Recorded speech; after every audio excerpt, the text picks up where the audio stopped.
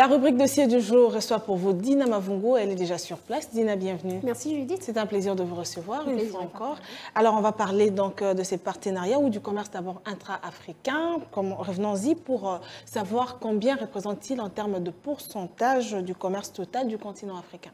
On peut dire qu'actuellement, le commerce intra-africain n'est représenté qu'à 15% sur tout le continent, contre 58% en Asie et 67% en Europe. Voilà, récemment, il y a eu signature d'un protocole d'accord entre l'équipe de pilotage de la zone de libre-échange continentale africaine et Corporate Council for Africa, en vue, bien sûr, d'amorcer les partenariats entre les entreprises américaines et africaines.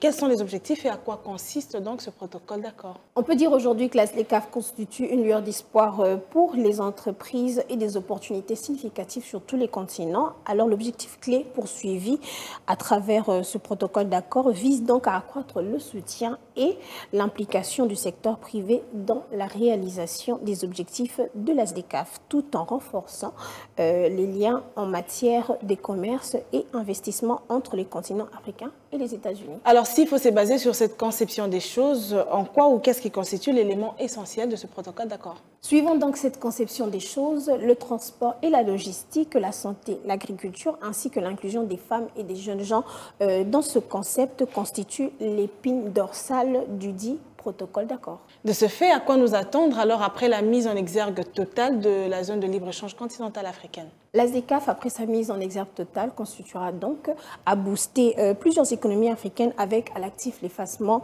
des frontières douanières. D'après les experts de cette dernière, elle devrait donc stimuler le commerce intra-africain de 52,3% d'ici 2025, augmentant les revenus de l'Afrique jusqu'à 450 milliards de dollars d'ici 2035. Selon la FMI, cela servira donc à sortir 30 millions d'Africains d'une extrême pauvreté. On va déjà conclure avec vous, Dina, mais avant revenons pour parler de notre pays, la République démocratique du Congo, puisqu'il fait partie des pays africains. De quelle manière peut-il donc tirer une bonne part de marché africain, mais aussi mondial? La RDC peut donc tirer une très grande part du marché africain et mondial à travers la SLECAF via ses diverses potentiels agricoles, dont le café, le cacao, le caoutchouc, l'huile de palme, le coton ou l'EVA.